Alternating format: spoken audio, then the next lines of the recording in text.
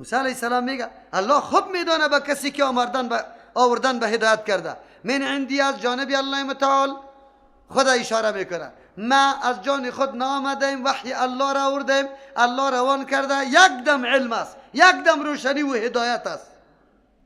و من تکون له عاقبت الدار، و برای کی می باشه انجام سرانجام پسندیده؟ از کی می باشه؟ عاقبت خوب از کی می باشه؟ انه قانون الله است که لا یفلح الظالمون، کسی که ظالم از کامیاب نمیشه. او شما و پدرایتان مکمل در ظلم تیر کردید. چرا؟ بزرگترین ظلم حق الله را به غیر الله دادن است، عبادت به غیر الله کردن است. او این مردم کرده، دواره از غیر الله طلب کرده، یا سخی صاحب، یا پیرانی پیر صاحب، یا فاطمه زهرا، یا علی، یا حسین جان، جان من صدا که در رایستی. نظر به نام حسین، به نام بیبی، نظری دیگچه سمنک مچم چی گپای دیگه داره، اولاد دیگه شه. چرا عبادت داره ظلم کرده؟ الله میگه قانونش است، انه لا یفلح الظالمون، کامیاب و رستگار نمیشه کسی که ظلم میکنه. بزرگترین ظلم شرک است. پس کسی که شرک میکنه قطعا کامیاب نمیشه. شرک چی را میگه؟ در عبادت الله کسی را شریک ساختن، کی را توحید الوهیت میگه. در دیگر نظام خو مردم جرأت نمیکنه که بگوید که خالق غیر از الله دیگه کسام است، زنده کننده غیر از الله دیگه کسام است. و قال فرعون یا ایها الملأ، گپا رسید در فرعون. موسی علیه السلام دعوت داد که بیای به سوی یک تاپرستی الله متعال. فرعون چی میکنه؟ سالا خورد خو کده. باید سخنای موسی علیه السلام مورد ارزیابی قرار میداد که امی سخنا موسی علیه السلام کدام سخنا را میگه سببی بدبختی ماست یا نیکبختی ماست، لیکن او دی تعامل نمیکنه. چی میگه فرعون؟ با غټایت خود میگه ما علمت لکم، اول به خاطر از اینکه سری مردم چی سند پخته کنه که ما به جز از خود کسی دیگر را برای شما اعلان نمیبینم. قابل پرستش مستم، 4 نهر ما کشیدیم، سرزمین مصر ما آباد کردیم، همه گپا قدرت و قوت پیشی ما هستن. ما علمت لکم، ما علم ندارم برای شما من اله، کدام معبودی غیر از ما. فرعون دعوای الوهیت هم کرده. فوقد لی هامان علی الطین، پس آتش بیافروز برای ما ای هامان که وزیرش است، علی الطین بالای پختن گل، فجعل برای جور کو لی سرحن یک تخت، لعلی قصر، لعلی که شاید اطلع ما بالا بروم اله موسی، بسوی معبودی موسی قطش یک جار و جنجال بکنم. نعوذ بالله.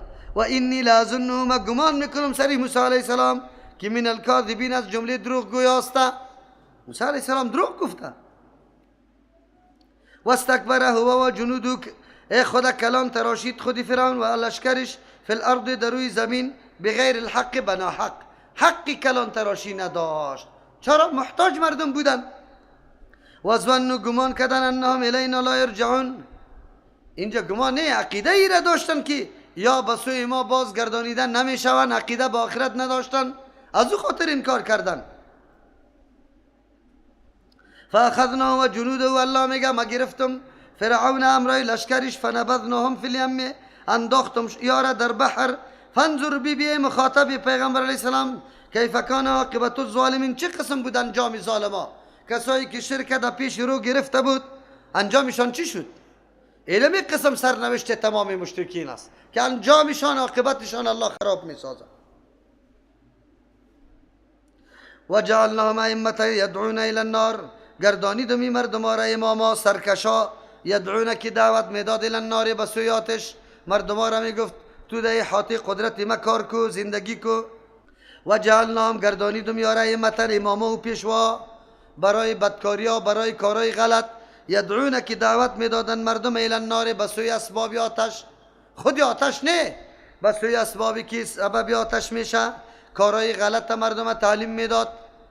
و یوم القیامت لا ینصرون، در روز قیامت نصرت و امدادشان کرده نمیشه، هم در دنیا رسوا هم در آخرت.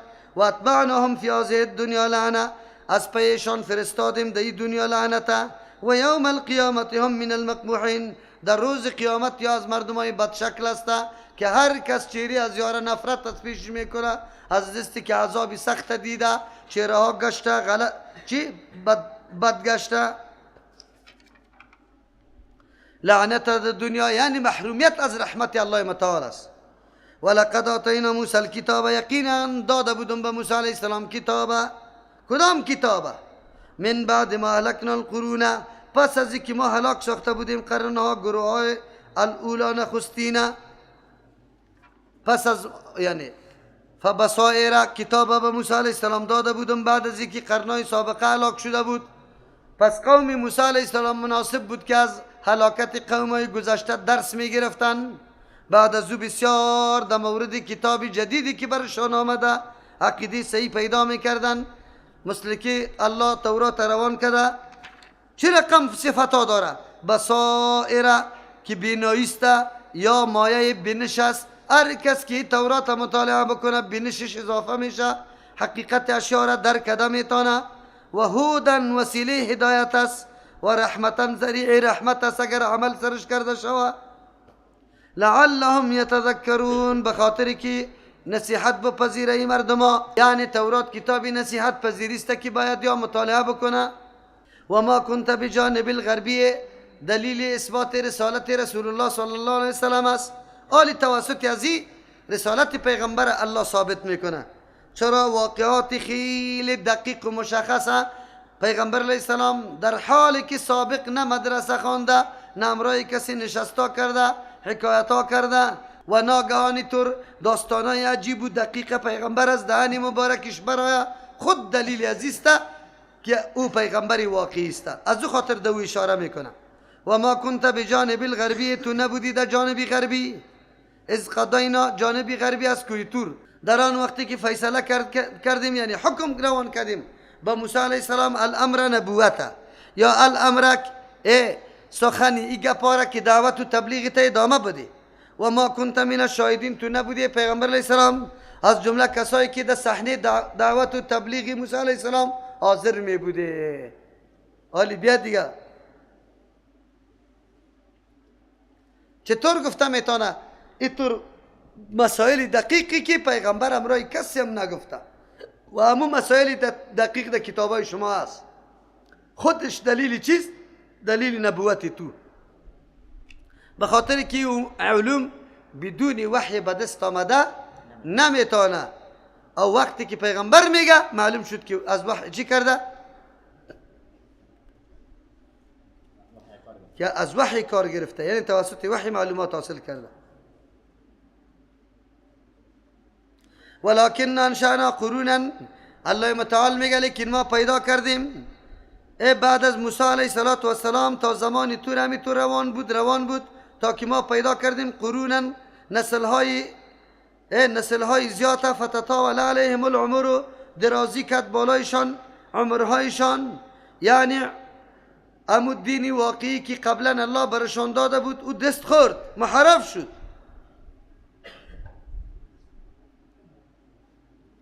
از سر علوم آسمانی که سابق الله داده بود به قوما و کلش کونه شد. از او خاطر الله متعال میگه تو را روان کردم آری. فتطاول علیهم العمر، درازی کرد بالایشان عمرها، زمانه خیلی زیاد تیر شد. امو پیغمبر برش آمده بود، جدید نبود. از او خاطر و ما کنت ثاویا فی اهل مدین، تو نبودی باشنده در اهل مدین، تتلو علیهم آیاتنا، که تو تلاوت میکردی بالای اهل مکه آیاتای ما را، که دقیق راپور میدادی. از کجا میدادی؟ ولکن کنا مرسلین، لیکن ما هستیم روان کننده. پس ما بری تو وحی کردیم اخبار دقیق امتای سابقه را تو به مردم بازگو میکنی. این دلیل نبوت توست، اوی دلیل آمدن وحی بالای توست. چرا که اجرای دیگری برای معلومات این چیزا فعلا در دسترس نیست و جز از وحی. معلوم شد که تو وحی کرده ای و فعلا دمی صحنه قرار داری. و ما کنت بجانب الغربی، تو نبودی پیغمبر علیه السلام در جانب غربی از کوی تورس. قضاینا الی موسی الامر، از زمانی که ما سپردیم به موسی علیه السلام امر نبوت یا امر دعوت و تبلیغ. و ما کنت من الشاهدین، تو دو صحنه و میدانی که موسی علیه السلام دعوتا داد، تبلیغا کرد، حاضرم نبودی. لیکن تمام داستانای دقیق موسی علیه السلام امروز برای مردم بیان کرده رایستی. اجرا برای دریافتی امور وجود نداره بغیر از وحی.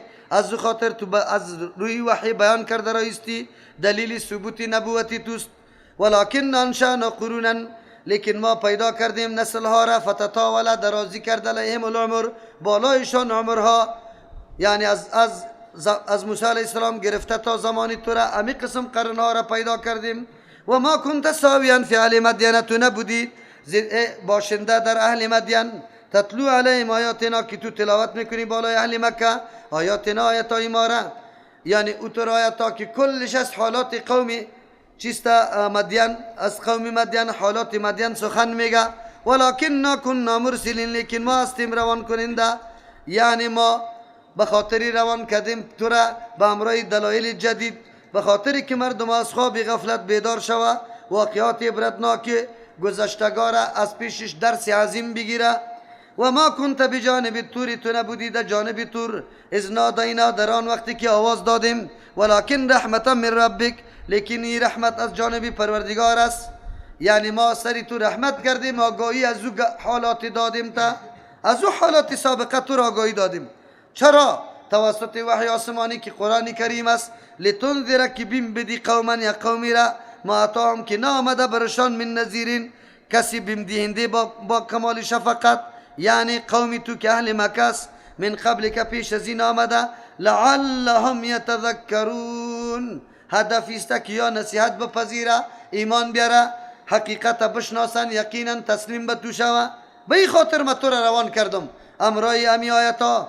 چرا؟ به خاطری که امی گپ و گدازار سابق در کتابا اهل کتاب یهود و نصارا مطالعه کرده بودن، زمانی که رسول الله را بیان کرد مکبل مطابقت و موافقت با امرای امون نکات داشت که در کتابای غیر محرف خودشان بود، بعد از او کتابایشان محرف شده. ولولا ان تصیبهم مصیبتون، چرا این مردم، یعنی اگر نمی بود که می رسید برشان مصیبت، بما قدمت ایدیهم، به سبب او اعمال زشتی که یا انجام داده دستایشان، فیقولو، باز می گفتن ربنا پروردگار، لولا ارسلت الینا، چرا روان نکردی بر ما رسولا پیغمبره، فنتبع آیاتک، کتابی داری می کردیم آیاتی تو را، و نکون من المؤمنین، ما می شدیم از جمله مؤمنا.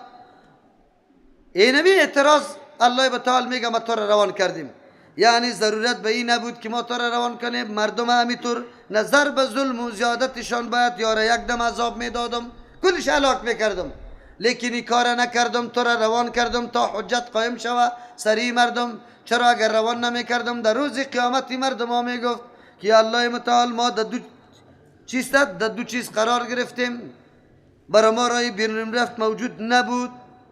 چرا؟ برای ما کسی نگفت که دین اینی رقم است، جزای اینی رقم است، اینی فرض است، اینی ضروری است، ایگه پاره کس بر ما نگفته. از او خاطر چرا ما را در جهنم میبری؟ به خاطر از اینکه حجت سری مردم پایین شوه، این همی قسم کار شده. از او خاطر گفت ولولا ان تصیبهم مصیبتون، اگر نمی بود که برسته بر از یک مصیبت، یعنی اینمی امر سببی روان کردن تو شد که تو را ما روان کردیم. چرا که آینده اگر ما پیغمبر را روان نکنیم، بزرگترین دلیل و بهانه از یا اینمی گپ است که ما را با دین کسی آشنا نساخت. اگر آشنا می ساخت ما خامخا چیسته انجام میدادیم، خامخا دین عملی میکردیم. الله متعال میگه ما یارمو تو را عذاب میدم، لیکن پیش عذاب نمیدم، بلکه این گپ در سر برسه. ولولا ان تصیبهم، اگر نمی بود که برسه برشان مصیبت بما قدمت ایدیهم، به سبب و اعمال زشت و عقیده خرابی که پیش فرستاد دستایشان، فیقولو، باز میگویند ربنا پروردگار، لولا ارسلت الینا، چرا روان نکردی بر ما رسولا پیغمبره، فنتبع آیاتک، ما تابعداری نظام تو را میکردیم، و نکون من المؤمنین، ما مؤمنا میشدیم. اینمی گپ باعث شد که باید تو را بفرستیم پیغمبر علیه السلام. از او خاطر تسلی میده پیغمبره که تو فکر نکو که مرا هیچ نمیفرستاد در طور قومی نالم، در طور قومی سرزور که هر قدر دعوت میدم یا قبول نداره. نه، پیغمبری گپا را نگو. به خاطری که اگر تو را روان نمیکردم برایشان بانه جور میشد. در روز قیامت میگفتن که برای ما پیغمبر روان میکردی، آلی باز بعد از ما را در جهنم میبردی. این پیغمبر روان کردم، حجت قایم شد. فلما جاءهم الحق، هرگاه که آمد به می علم که حق مراد از یا پیغمبر است، ای پیغمبر عالی شان و مرتبه، من عندنا از جانب ما، قالوا گفتن لولا اوتی مثل ما اوتی موسی، چرا برش داده نمیشه به مثل آن چیزی که به موسی علیه السلام داده شده. این خو وحی کم کم میخوانه، به مثل موسی علیه السلام آره کتابی بسته یک دفعه برش داده شود. این اعتراضی مردم بود. اولم یکفروا بما اوتی موسی من قبل، آیا انکار نکردن به آن معجزه‌ای که داده شد به موسی علیه السلام پیش ازی؟ یعنی شما هم شکل و هم مرام همین مردم هسته، او مردم هم همینطور تقاضا کرده بود. زمانی که معجزه آمد او مردم آلی تسلیم به معجزه از او نشد، بلکه مطالبات دیگر کرد، معجزات دیگر را طلب کردن، لیکن اصل هدفشان عناد و ضد بود، نپذیرفتن بود. معجزه طلب کردن یک بهانه جویی بود. شما هم با شکل همو مردم هستید. چرا؟ افکار مشترک داره، وجه مشترک داره. اولم یکفروا، آیا انکار نکردن بما اوتی به آن چیزی که داده شده به موسی علیه السلام من قبل و پیش ازی؟ قالوا گفتن سحران تظاهرا. این مردم ها گفتن سحران تظاهرا، مراد از سحر همین جادو را میگه، خب مراد از پیشش تورات و قرآن کریم است. یعنی دو سحر با هم چی شده؟ تظاهرا، یکی تایید دیگر کرده پشتیبان شده. مراد از سحران چیزایی که چیسته، چیزایی را که یا سحر گفتن که یکی تورات است یکی قرآن کریم است، چون مضامین از یا یکی با دیگه بالکل مطابقت داره، این را میگه که چیسته، این را میگه که سحر است. یا مراد از سحران ساحران است، اسم فاعل است. مراد از پیشش کی است؟ پیغمبر علیه السلام و موسی علیه السلام. میگفتن چی پیغمبر علیه السلام مردویشان نعوذ بالله ساحر است. و قالوا گفتن انا بکل کافرون، ما با تمامش انکار کننده هستیم، نه تورات قبول داریم، نه ای قرآن کریم، نعوذ بالله، نه موسی را قبول داریم، نه محمد رسول الله را. این مردم ها فقط اصل هدفشان طلب معجزه برای راهیابی نیست، بلکه منظورشان فقط بهانه جویی است، به خاطر از اینکه مورد ملامت قرار نگیره، نگپا را بهانه میگیره. قل بگوی پیامبر علیه السلام فأتوا بکتاب من عند الله، پس شما کی طور قرآن کریمی که مشتمل به این طور مضامین و محتوای است که مطلقی کسی دی مطالعه ازی شروع بکنه او را جذب میکنه، دیگه نمیتونه که از قرآن خود جدا بکنه. چطور شما آیا غیر از این کتاب کدام کتاب دیگه فاتوب آوردن کنی به کتابین، به کتابی که من عند الله از جانب الله باشه، هو اهدا که همون کتاب خیلی هدایت بخش باشه، من هما از این دو کتاب کده است، تورات و قرآن کده، بیاری بر ما اتبعو که ما تابیداری بکنم ان کنتم صادقین، اگر شما راست میگه. چقدر شیوه دعوت موسی علیه السلام خوب است. الله با پیغمبری خود محمد رسول الله صلی الله علیه وسلم میفرماید این مردم ها خو انکار کده رایسته اگر شما برش هر قدر معجزه را پیش کنه. چرا؟ به خاطری که انکاری از یا از روی عناد و ضد است، نه از نافهمی. منظوری از یا حسد است، ضد و عناد میکنه، نه به خاطر نافهمی این عقیده نمیکنه، عقیدش نیسته. پس آلی شما طلب بکنه، برش بگوی ما خو اینمی طور کتابی که دارنده اینمی مضامین و مطالب است برای راهیابی شما آوردیم، لیکن بازم شما انکار میکنه. خیر شما از این کتاب کده کتاب دیگه که خیلی هدایتش چی فراوان باشه، از او هدایت گرفته شوه اگر راست میگه. یک کتاب شما بیاره، به فریق مخالف موقع میده. گاهی اوقات الزامی طور میشه که من خوینه دلیل برات پیش کردم جناب، اگر قبول داری خوینه، اگر نداری بالکل بسر و چشم منتظری توستم، تو دلیل تا پیش بکو با وصفه که ضرورت به پیش کردن دلیل تو نیست. چرا که قاعده است دو نفر نظام کنه، یمین شاهد سر مدعی است، قسم سر مدعا علیه است.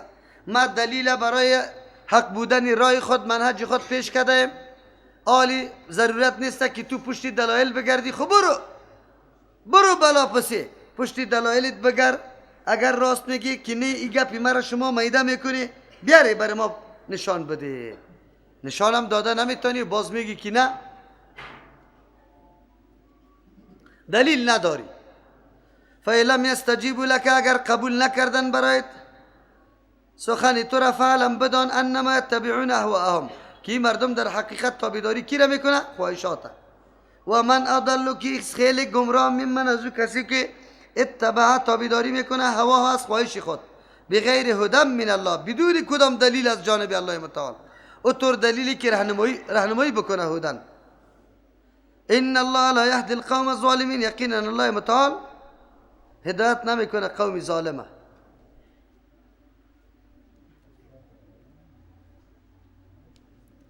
الله متعال در این آیت مردم ها را دو قسم تقسیم میکنه.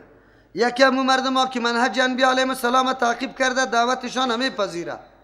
دوم همون مردم ها که قبول نمیکنه دعوت انبیا علیهم السلام.